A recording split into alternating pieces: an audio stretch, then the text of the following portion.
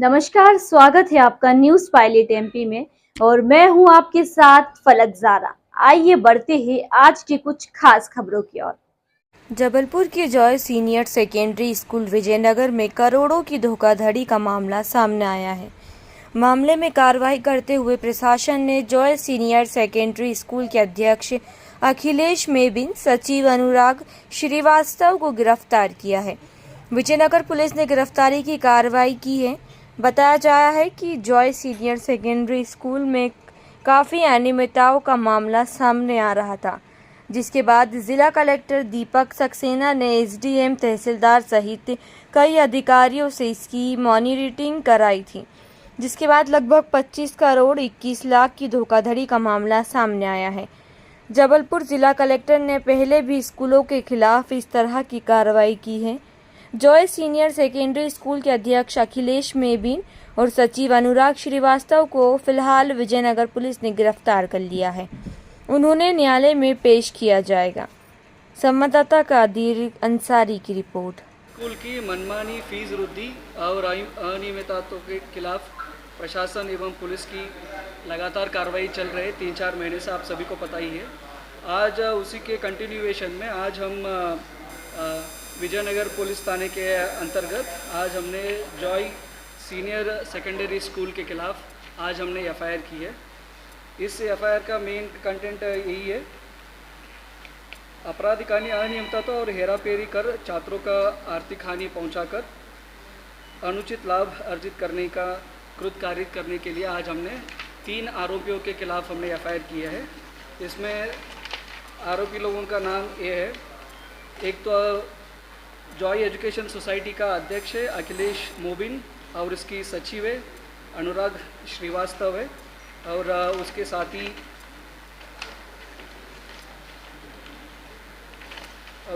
साथी है कविता बलेचा है। 3 आरोपी है इसमें और 2 लोगों का हमने गिरफ्तार कर चुके हैं। अध्यक्ष अखिलेश मोबिन और सचिव अनुराग श्रीवास्तव को आज हमने गिरफ्तार कर चुके हैं। मेन तो इनका ये है,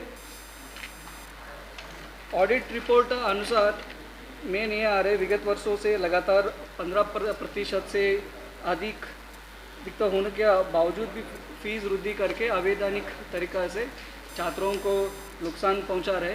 मेन पॉइंट ये है। और इसके अलावा भी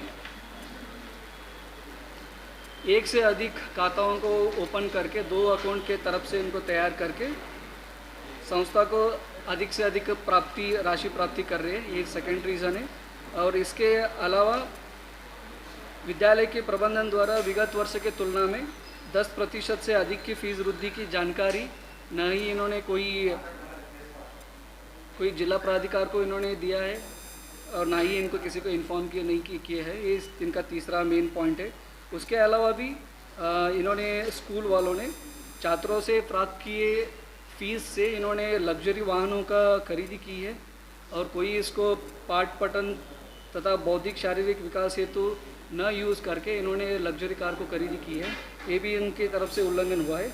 और इसके अलावा इन्होंने इन्होंने फर्जी ISBN यूज़ करके भी पुस्तकों का चयन किया गया है। ये इनका दूसरा भी एक उल्लंघन है। और इसके अलावा इन्होंने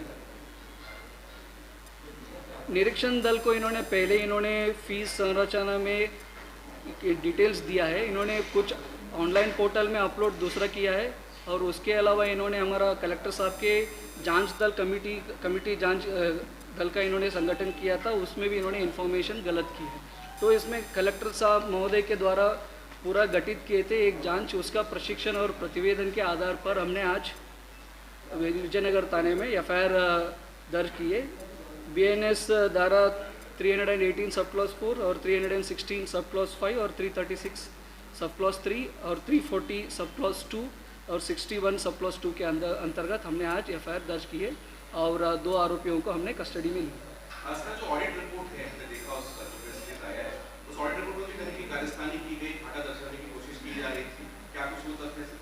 जी, अभी हमारे पास प्रतिवेदन आया था सुबह। प्रतिवेदन आने के बाद उस प्रतिवेदन के आधार पर हमने कम्प्लीटली उसको देखकर हमने एफआईआर दर्ज की है। अभी उसका ऑडिट रिपोर्ट का पूरा कम्प्लीटली हमने इंक्वायरी हो जाएगा पुलिस की तरफ। तो कितने करोड़ की अवैध फीस वसूली है और क्या-क्या? हाँ, जॉय स्कूल के विरुद्ध काफ़ी सारी शिकायतें एक लंबे समय से आती रही हैं। मध्य प्रदेश निजी विद्यालय फीस एवं संबंधित विषयों का विनियमन एक्ट 2017 और नियम 2020 इसके अंतर्गत स्कूलों की जांच की गई है। जांच में जो भी इरेगुलरिटीज पाई जा रही हैं उस पर आदेश जारी किए जा रहे हैं। तो जॉय स्कूल की ऑडिट रिपोर्ट देखी गई है और फीस की वृद्धियाँ भी देखी गई हैं। फीस में ये पाया गया है कि जो जिस तरीके से फीस बढ़ानी चाहिए उसके लिए ऑडिट रिपोर्ट सबमिट करना और जो आवश्यक डॉक्यूमेंट है वो नहीं किए गए थे। फीस संरचना केवल दे दी गई थी, वृद्धि की जानकारी नहीं दी गई थी। ऐसे करके इनकी जो फीस वृद्धि है 25 करोड़ 21 लाख 12,040 रुपये, जो मतलब वैधानिक तरीके से नहीं बढ़ाई गई थी, वो पाई गई है। दूसरा, ऑडिट में ये पाया गया कि इनके स्कूल में 2 खाते चलते हैं, जबकि ये सभी जगह से स्पष्ट निर्देश है कि एक खाता होना चाहिए जिसमें सारी शुल्क जमा हो और उसी से सारे खर्चे हो। तो 2 खाते होने से ये एक खाते में कुछ राशि लेते, एक दूसरे खाते में कुछ राशि ले रहे थे। तो एक खाते से दूसरे खाते में ऐड कर रहे थे, यानी जॉय एजुकेशन सोसाइटी की तरफ से जॉय एजुकेशन स्कूल की, और वो ऐड दर्शा रहे थे। तो उससे आधिक्य जो है एक्सपेंडिचर पर रिसीट का आधिक्य कम कर रहे थे। जबकि जो एक्ट है उसकी धारा 5(2) स्पष्ट कहती है कि यदि आपका आधिक्य 15% तक करने के लिए फीस वृद्धि आप कर सकते हैं, और 15% अगर है तो फीस वृद्धि बिल्कुल नहीं कर सकते। तो ऐसी स्थिति में आधिक्य को कम दर्शाया गया और फीस वृद्धि की गई है, ये पाया गया। दूसरा, लग्जरी वाहन लगातार क्रय किए गए और विक्रय किए गए।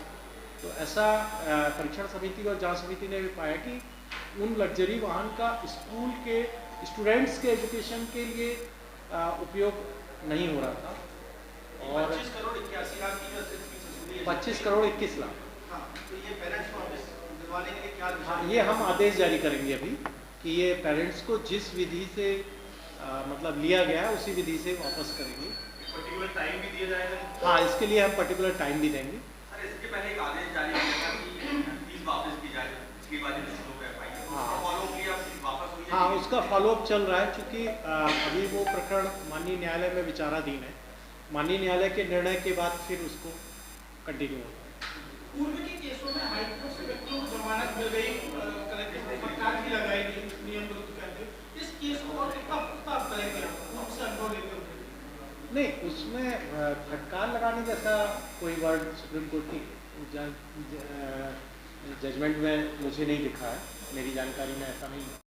फिलहाल के लिए बस इतना ही, और लगातार खबरों के लिए बने रहे न्यूज़ पायलट एमपी के साथ। नमस्कार।